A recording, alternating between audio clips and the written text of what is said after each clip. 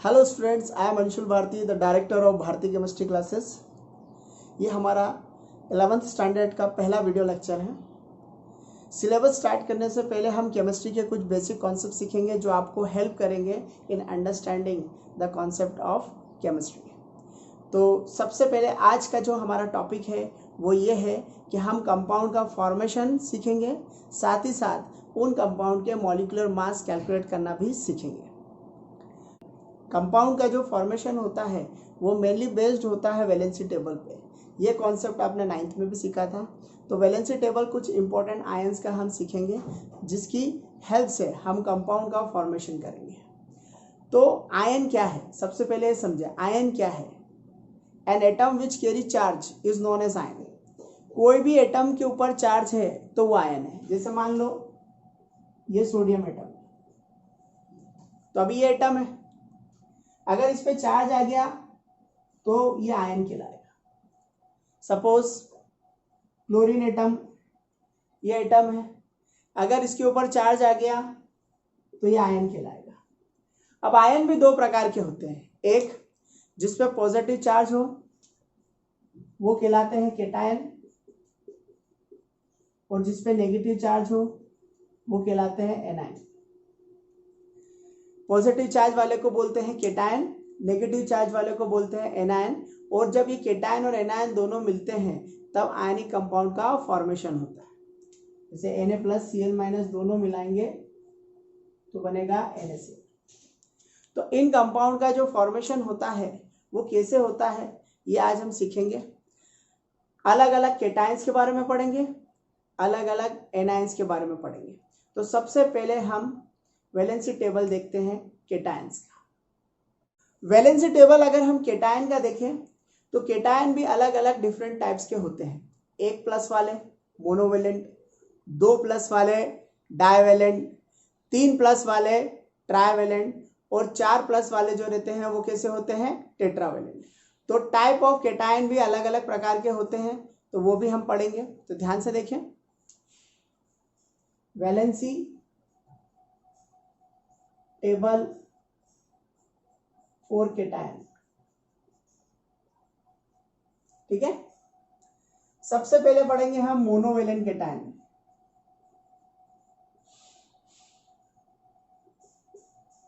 Monovalent cation, monovalent cation में हम सीखेंगे 1+ वाले। इसमें अगर H+ है तो इसे बोलेंगे हम हाइड्रोजन आयन। क्या बोलेंगे, हाइड्रोजन आयन। अगर Li+ है तो इसे बोलेंगे लिथियम आयन।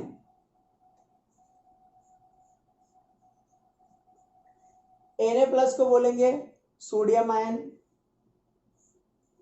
K+ को पोटेशियम आयन, Rb+ को बोलेंगे रुबिडियम आयन, Cs+ होगा तो उसको बोलेंगे सीजियम आयन,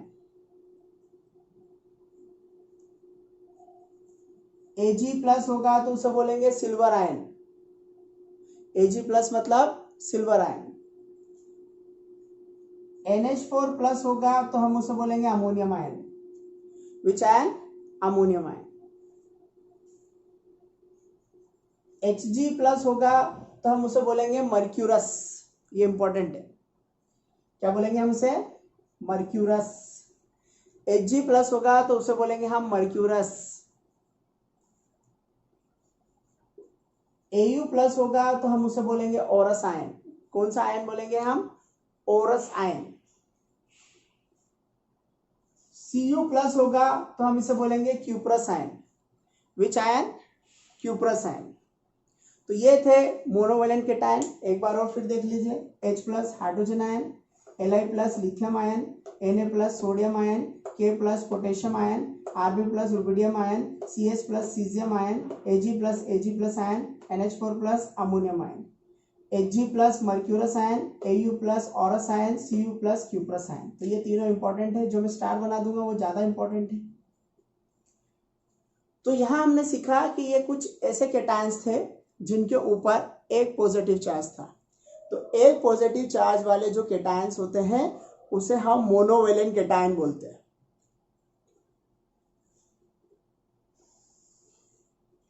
मोनोवेलेंट केटायन के बाद दो पॉजिटिव चार्ज वाले पड़ेंगे, तो वो होगा डाइवेलेंट केटायन।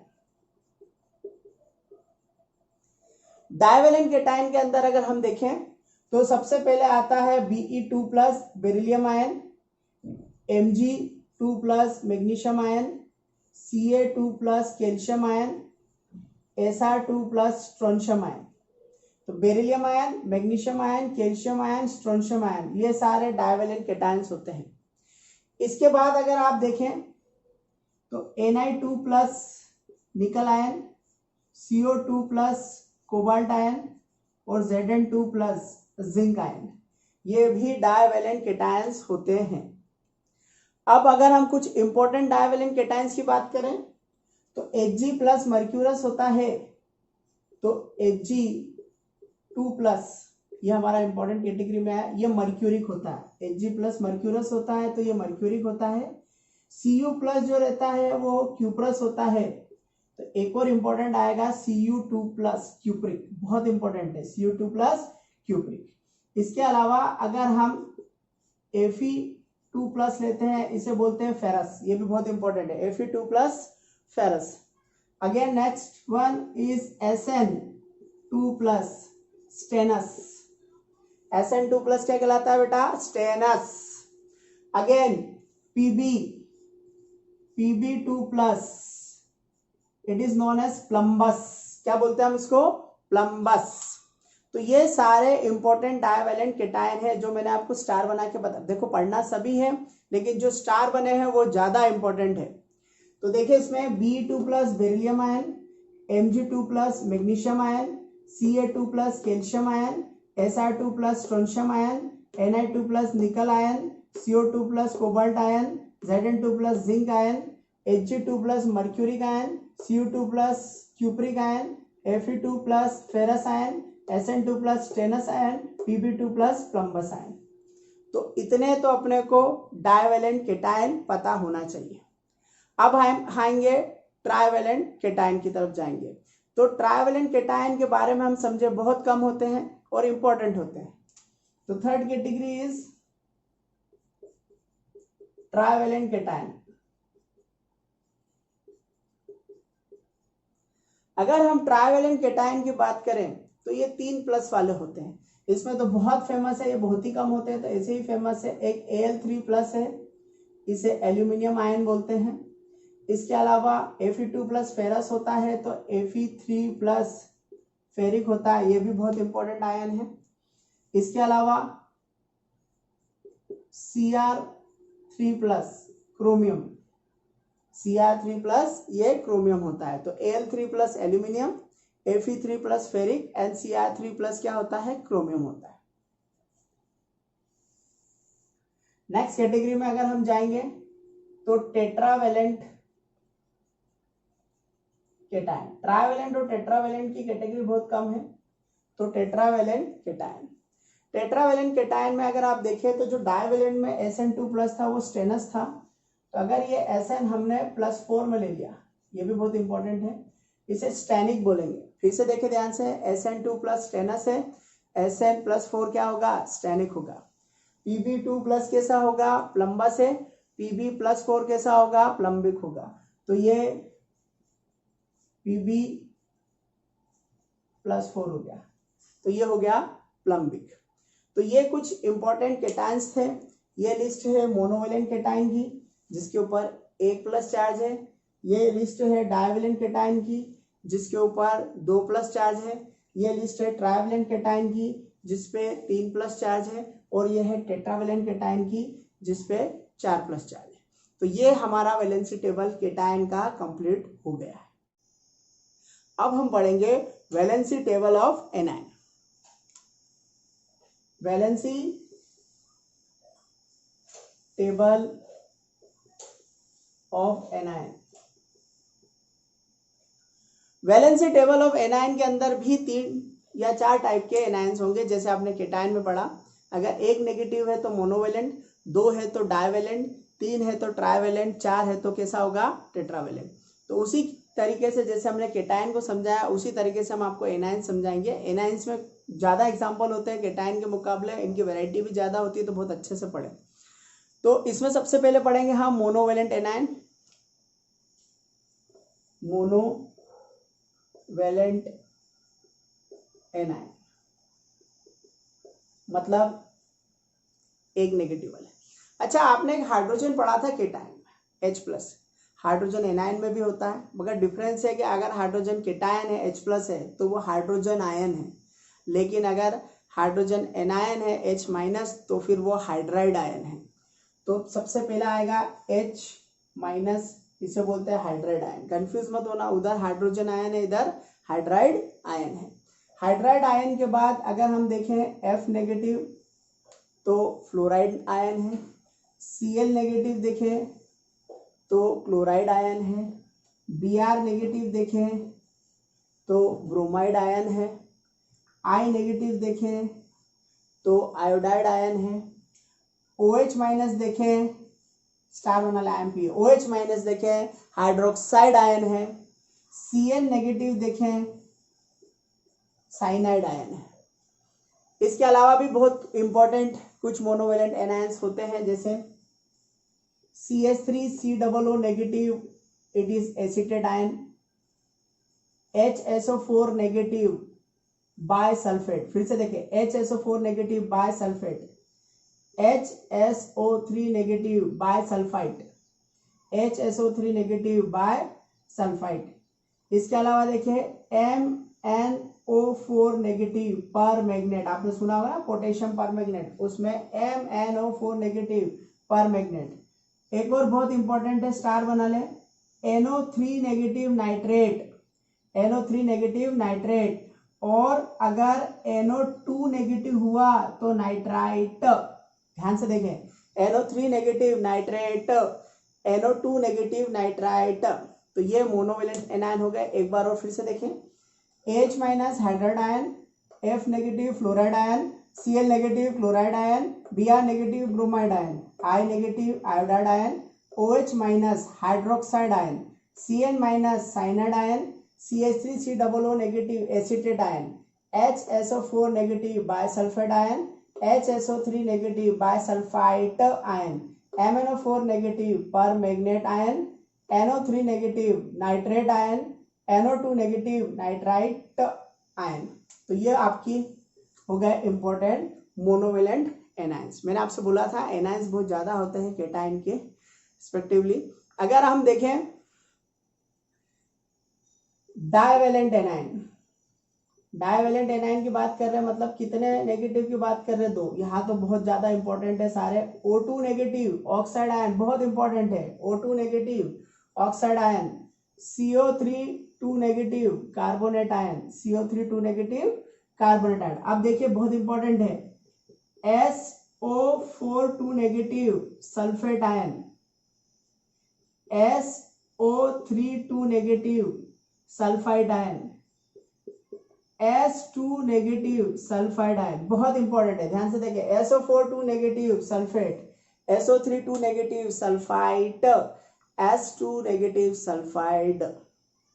इसके अलावा अगर आप देखें Cr2O7 क्रोमियम है Cr, dichromate ion, CrO4 chromate ion, Cr2O7 dichromate ion, CrO4 chromate ion, C2O4 oxalate ion. कौन सा आयन हो जाएगा?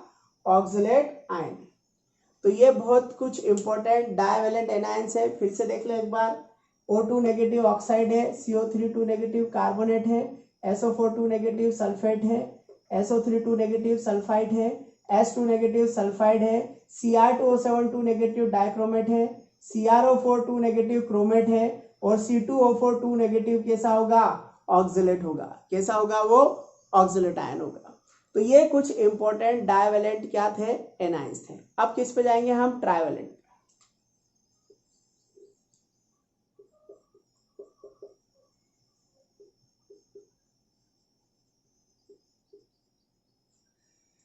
ट्राइवेलेंट एनायंस की अगर हम बात करें तो बहुत कम होते हैं, लेकिन इंपॉर्टेंट होते हैं। ध्यान से देखें, PO4 3 नेगेटिव स्टार बना ले, फॉस्फेट। कंफ्यूज मत होना, PO4 3 नेगेटिव फॉस्फेट और P3 negative phosphide. PO4 3 negative phosphate and P3 negative phosphide. Third one is AsO4 3 negative arsenate. तो फॉस्फेट, फॉस्फाइड, आर्सेनेट तीनों कैरी करते हैं 3 negative charge. The last and final tetravalent anion. Tetravalent anion का मतलब जिसपे 4 negative होते हैं, बहुत कम होते हैं। एक है FeCN6, पूरा बहुत बड़ा, इसको ध्यान रखना।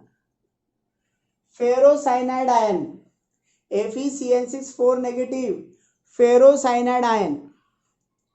और कार्बन पे भी 4 नेगेटिव होता है, carbide ion, C4 negative carbide ion. तो ये हो गया आपका एनायन का चार्ट। मोनोवेलेंट एनायन 1 नेगेटिव वाले, डाइवेलेंट एनायन 2 नेगेटिव वाले, ट्राइवेलेंट एनायन 3 नेगेटिव वाले, टेट्रावेलेंट एनायन 4 नेगेटिव वाले। अब आपने वैलेंसी टेबल केटायन का भी पढ़ लिया है और आपने वैलेंसी टेबल किसका पढ़ लिया है, एनायन का पढ़ लिया है। अब हम सीखेंगे फॉर्मेशन ऑफ कंपाउंड। कंपाउंड का फॉर्मेशन कैसे करते हैं इन केटायन और एनायन को यूज करके। सपोज कीजिए कि हमें फॉर्मूला बनाना है सोडियम सल्फेट का।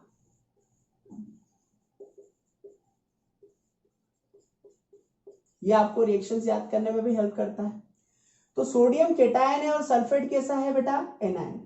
तो सोडियम पे अगर हमने चार्ज देखा तो ये मोनोवेलेंट केटायन है प्लस, और सल्फेट के ऊपर चार्ज देखा तो ये डाइवेलेंट एनायन है SO4 2 माइनस। तो जितना भी चार्ज केटायन और एनायन पे है उसे काउंट करना है, प्लस माइनस में नहीं देखना है नेचर, सिर्फ उसे काउंट करके उसके नीचे लिखना है। तो ये कितना प्लस है 1 और ये कितना माइनस है 2। दोनों के चार्ज को आपको क्रिस क्रॉस करना है और फॉर्मेशन हो जाएगा कंपाउंड का लाइक दिस। 2 Na से मल्टीप्लाई होगा, ये हो जाएगा Na2, ये हो जाएगा SO4। तो ऐसे कंपाउंड का फॉर्मेशन होता है। और एग्जांपल देखिए, थोड़ा बड़ा फॉर्मूला बनाने की कोशिश करते हैं। एल्यूमिनियम सल्फेट, एल्यूमिनियम पे चार्ज कितना हुआ 3+, सल्फेट पे कितना चार्ज हुआ 2 माइनस, यहाँ कितना लिखेंगे 3, यहाँ कितना लिखेंगे 2। अच्छा, जब ये मल्टीप्लीकेशन होगा 3 का तो पूरे SO4 का होल होगा। तो ये भी ध्यान रखें कि एल्यूमिनियम में तो हुआ Al2 और ये 3 जब SO4 से मल्टीप्लाई हुआ तो ये SO4 होल थ्राइस, ये बना। नेक्स्ट देखिए इसके अंदर ferric hydroxide, ferric hydroxide. Ferric hydroxide के अंदर देखें Fe पे चार्ज कितना है 3+, OH पे चार्ज कितना है -1, Fe कितना हुआ 3, OH कितना हुआ 1, क्रिस क्रॉस किया 3 पूरे OH से मल्टीप्लाई होगा तो हो जाएगा FeOH whole thrice. Next example है हाइड्रोजन कार्बोनेट। हाइड्रोजन कार्बोनेट की अगर हम बात करें तो ये हुआ हाइड्रोजन और कार्बोनेट। हाइड्रोजन कार्बोनेट में अगर हम देखें, हाइड्रोजन पे चार्ज है प्लस, कार्बोनेट पे चार्ज है 2 माइनस, ये हुआ 1, ये हुआ 2, क्रिस क्रॉस हुआ जैसे ही तो ये हुआ H2CO3 हाइड्रोजन कार्बोनेट, जिसे हम कार्बोनिक एसिड भी बोलते हैं। नेक्स्ट एग्जांपल देखिए इसमें sodium phosphate. Sodium phosphate, sodium पे चार्ज बोलो बच्चों Na+, फॉस्फेट पे बोलो बेटा 3 माइनस 1 3, क्रिस क्रॉस किया तो क्या बना Na3PO4। नेक्स्ट एग्जांपल पे आ जाओ आप, silver nitrate. Silver nitrate, silver nitrate पे देखो Ag पे चार्ज कितना है प्लस, NO3 पे कितना है माइनस, 1 1 दोनों तरफ क्रिस क्रॉस किया, बन गया AgNO3। नेक्स्ट एग्जांपल अगर आप देखें तो नेक्स्ट एग्जांपल है cupric sulphate. Cupric sulphate, cupric sulphate में कॉपर कितना है Cu2 प्लस, सल्फेट कितना है 2 माइनस, 2 और 2 क्रिस क्रॉस किया, क्या बना CuSO4। ये 2 से 2 कैंसिल हो जाएगा तो क्या बन जाएगा CuSO4। नेक्स्ट देखें इसके अंदर अमोनियम नाइट्रेट। अगर आपको बनाना है अमोनियम नाइट्रेट, अमोनियम पे चार्ज बोलो बेटा NH4 प्लस, नाइट्रेट पे बोलो NO3 माइनस, ये एक दोनों तरफ क्रिस क्रॉस हुआ तो ये बन जाएगा NH4NO3। नेक्स्ट बोलो बेटा एग्जांपल, देखिए नेक्स्ट एग्जांपल लिखे इसके अंदर क्रोमियम हाइड्रोक्साइड। क्रोमियम पे चार्ज कितना 3 प्लस, OH पे कितना -1, 3 और 1 क्रिस क्रॉस किया तो ये हो जाएगा CrOH whole thrice, chromium hydroxide. Next है potassium permanganate. Potassium permanganate, potassium permanganate कैसे बनाएंगे K plus potassium permanganate, MnO4 negative, 1 और 1 क्रिस क्रॉस, क्या बनेगा KMnO4 पोटेशियम परमैग्नेट। तो ये बेटा कुछ एग्जांपल्स थे जिसमें हमने कंपाउंड का फॉर्मेशन आपको सिखाया by using valency table of cation and valency table of anion. बेटा अब हम सीखेंगे determination of molecular mass of compound. Compound का मॉलिक्यूलर मास कैसे निकालते हैं। मॉलिक्यूलर मास कंपाउंड का निकालना बहुत इंपॉर्टेंट है क्योंकि फिजिकल केमिस्ट्री के अंदर बहुत न्यूमेरिकल्स आते हैं जहाँ पे मॉलिक्यूलर मास का यूज होता है। तो मॉलिक्यूलर मास हम कैसे निकालेंगे। मॉलिक्यूलर मास हम हमेशा एटॉमिक मास की मदद से निकालते हैं। तो 118 एलिमेंट है, इतने सारे एलिमेंट्स हैं, लेकिन मैं आपको कुछ इंपॉर्टेंट 29-30 एलिमेंट्स बता रहा हूं जिनके एटॉमिक मास अगर एक बार आप याद कर लेंगे तो मॉलिक्यूलर मास निकालने में आपको कोई भी डिफिकल्टी नहीं आएगी। तो मैं आपको लिखा रहा हूं list of important atomic mass, ध्यान से समझिए। List of some important atomic mass. कुछ एटॉमिक मास को मैंने अप्रोक्सीमेट भी किया है, राउंडिंग करके भी लिखा है, तो ध्यान रखिएगा। तो हाइड्रोजन का एटॉमिक मास होता है 1, लिथियम का होता है 7, बोरॉन का होता है 11, कार्बन का होता है 12, नाइट्रोजन का होता है 14, ऑक्सीजन का होता है 16, फ्लोरीन का होता है 19। ना सोडियम का होता है 23, मैग्नीशियम का होता है 24, एल्यूमिनियम का होता है 27, सिलिकॉन का होता है 28, फॉस्फोरस का होता है 31, सल्फर का होता है 32, क्लोरीन का होता है 35.5। आगे बढ़ते हैं हम। पोटेशियम का होता है 39, कैल्शियम का होता है 40, क्रोमियम का आप याद कर ले लगभग 52 approximately, manganese round about 55, iron 56, cobalt और निकल की राउंडिंग करके लिख रहे हैं हम 59, कॉपर एवरेज एटॉमिक मास है ये कॉपर का 63.5, जिंक 65। इसके अलावा ब्रोमीन का मास 80 होता है, आयोडीन का 127 होता है। दुनिया के 3 सबसे महंगे एलिमेंटों में सिल्वर 108 है, प्लेटिनम 195 है और गोल्ड है 197 है।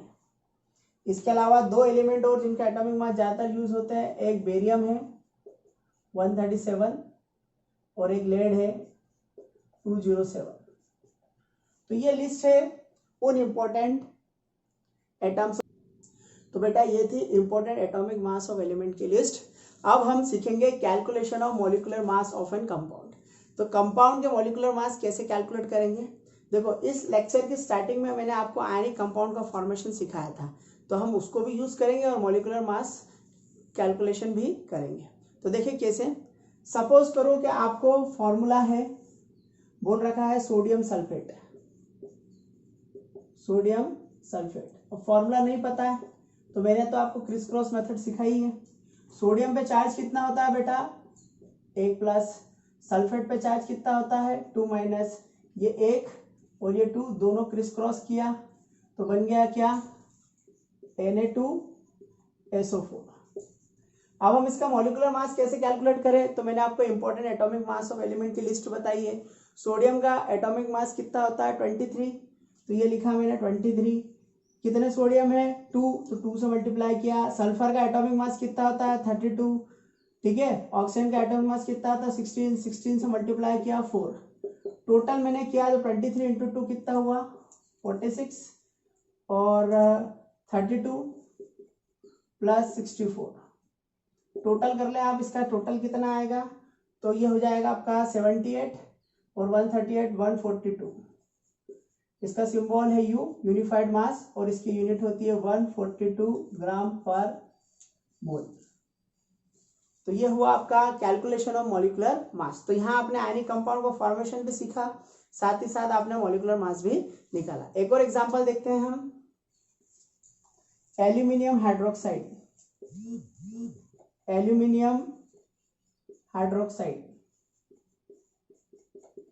कैसे बनाएंगे, देखिए एल्यूमिनियम के ऊपर चार्ज कितना होता है बेटा, जल्दी बोलो फटाफट, 3+, हाइड्रोक्साइड पे क्या आता है -1, 3, 1 क्रिस क्रॉस किया तो फॉर्मूला क्या बना AlOH whole thrice, aluminium hydroxide.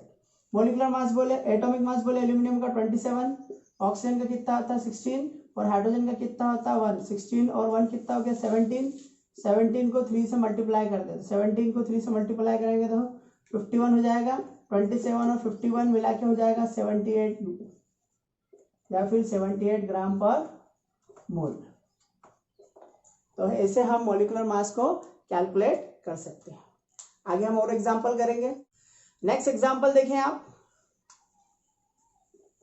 Ferric chloride, ferric chloride formula बनाए Fe3+ फेरिक और क्लोराइड Cl-1, 3, 1 क्रिस क्रॉस करें बनेगा FeCl3। मॉलिक्यूलर मास निकाल लें, Fe का 56, क्लोरीन का 35.5 मल्टीप्लाई बाय 3, तो 35.5 इंटू 2 करा तो ये लगभग हो जाएगा 71। 71 में आप और 35 जोड़ देते 106.5, तो 56 प्लस 106.5, इसका टोटल सम कर दे तो ये हो जाएगा लगभग 56 में 6 जोड़ा तो 62, 162.5 ग्राम पर मोल।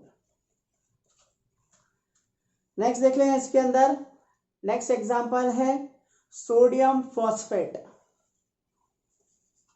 सोडियम फॉस्फेट, सोडियम फॉस्फेट, चलो सोडियम पे चार्ज बोलो बेटा फटाफट Na+, फॉस्फेट पे चार्ज बोलो PO4 3-, 1 3 क्रिस क्रॉस किया बना ये Na3PO4। मॉलिक्यूलर मास निकाले, sodium 23 multiply by 3, phosphorus 31, oxygen 16 into 4। 23 multiply by 3 कितना हो जाएगा 69, 69 और 31 लगभग हो जाएगा आपका 69 और 31 हो जाएगा 100, 100 प्लस 16 इंटू 4 64, तो ये हो जाएगा 164 क्यूब, दैट इज 164 ग्राम पर मोल।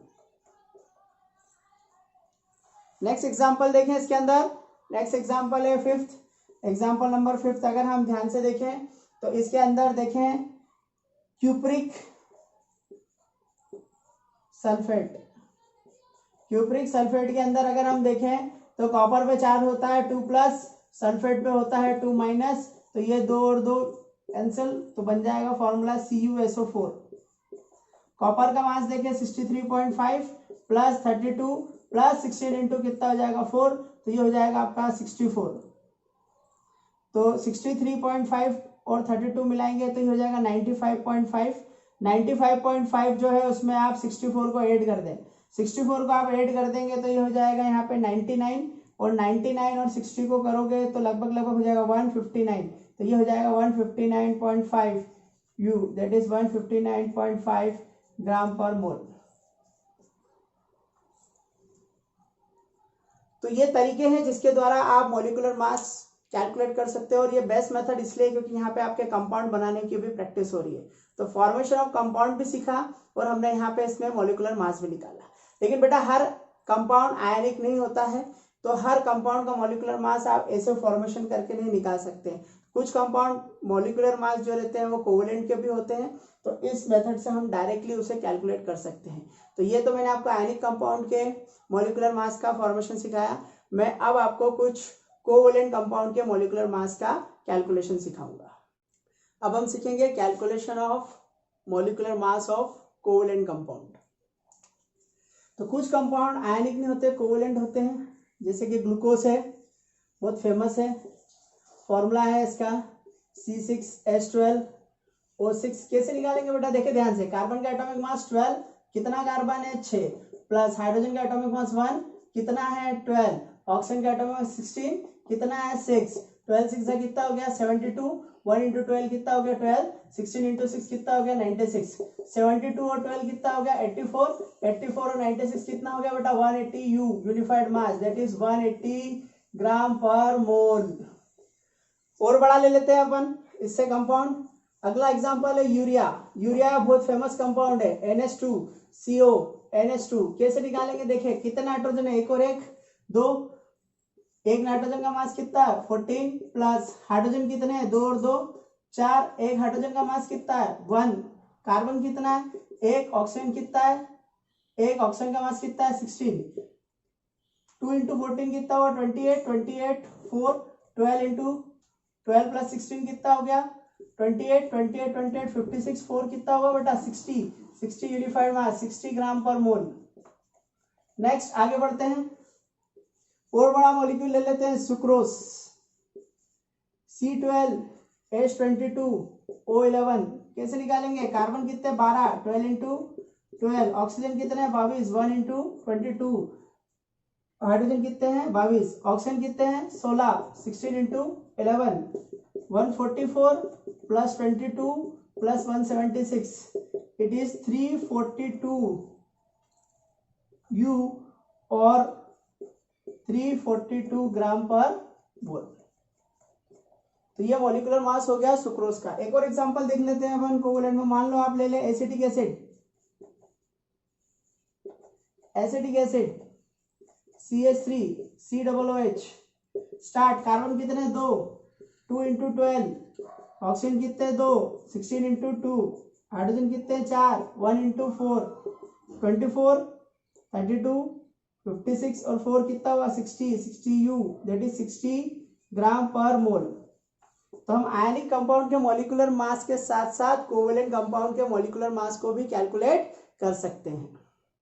अब हमने आपको आयनिक कंपाउंड का मॉलिक्यूलर मास सिखाया, कोवेलेंट कंपाउंड का मॉलिक्यूलर मास सिखाया, लेकिन अब हम आपको कुछ ऐसे कंपाउंड का मॉलिक्यूलर मास निकालना सिखा रहे हैं जिसके अंदर वाटर ऑफ क्रिस्टलाइजेशन प्रेजेंट है। बच्चे बहुत ज्यादा मिस्टेक करते हैं इनके मॉलिक्यूलर मास कैलकुलेट करने में।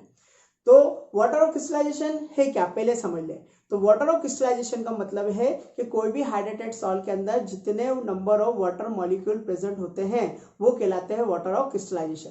कुछ बच्चे कंफ्यूज हो जाते हैं, इसमें डॉट करके लिखा रहता है तो मैथमेटिक्स के अकॉर्डिंग वो मल्टीप्लाई कर देते हैं। तो इसीलिए हम अब 5 ऐसे कंपाउंड का मॉलिक्यूलर मास निकालेंगे जिसमें वाटर ऑफ क्रिस्टलाइजेशन प्रेजेंट है। तो पहला है वॉशिंग सोडा, आप लोगों ने 10th में पढ़ा ही होगा। वॉशिंग सोडा का फॉर्मूला है Na2CO3.10H2। अब जब भी वाटर ऑफ क्रिस्टलाइजेशन का क्वेश्चन आप सॉल्व करें तो एक छोटी सी ट्रिक याद रखें, इसमें जो वाटर है उसका मास फिक्स कर ले। एक वाटर मॉलिक्यूल के अंदर एक ऑक्सीजन 2 हाइड्रोजन होते हैं, एक ऑक्सीजन का मास 16 होता है, 2 हाइड्रोजन का मास 2 होता है, तो एक वाटर मॉलिक्यूल 18 मॉलिक्यूलर मास का होता है। अब ये कितने भी आप याद रखें, एक वाटर मॉलिक्यूल कितने मॉलिक्यूलर मास का होता है 18 का होता है। तो अब कैसे कैलकुलेट करेंगे, देखें। सोडियम का एटॉमिक मास हमने आपको कितना सिखाया है 23। कितने सोडियम है बेटा इसके अंदर 2, प्लस कार्बन का एटॉमिक मास कितना है 12, कितने कार्बन है 1, ऑक्सीजन का एटॉमिक मास कितना है 16, कितने हैं ये 3, प्लस कितने वाटर मॉलिक्यूल है 10, और एक वाटर का कितना सिखाया मैंने आपको 18, तो बस 23 इंटू 2 कितना हुआ 46, प्लस 12 ये हुआ 48, और ये हुआ 180। तो ये सबको ऐड कर दे आप 60, और ये हो जाएगा 106, 106 और 180 मिला के लगभग हो जाएगा 286 U और 286 ग्राम पर मोल। तो ऐसे हम हाइड्रेटेड मॉलिक्यूल्स का भी मॉलिक्यूलर मास निकाल सकते हैं। एक और एग्जांपल देखें, बहुत फेमस है, plaster of Paris. Plaster of Paris क्या फॉर्मूला था इसमें, CaSO4 dot half H2 hemihydrate.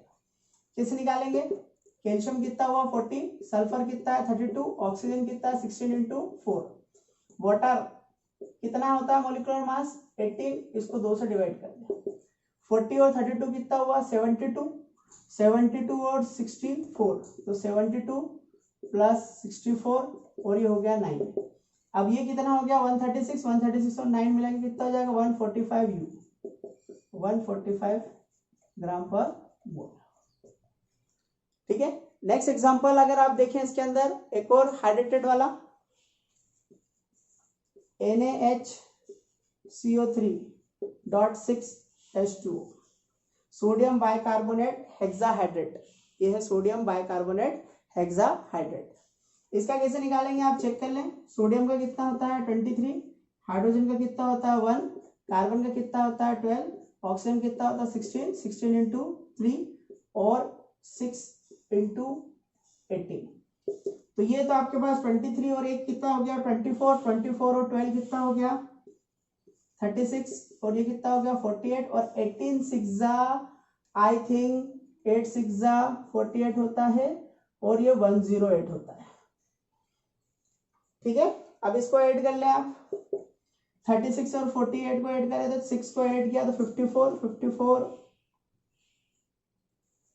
54 54 और 30 अगर हमने ऐड किया तो ये हो जाएगा 84, 84 और 108, तो ये हो जाएगा आपका 192 U या 192 ग्राम पर मोल। तो ऐसे भी हम सॉल्व कर सकते हैं। थोड़ा अगर बड़ा फॉर्मूला आपको सॉल्व करना है तो बड़े कंपाउंड्स के मॉलिक्यूलर मास भी हम डिटरमाइन कर सकते हैं। एक और एग्जांपल देख लें इसके अंदर,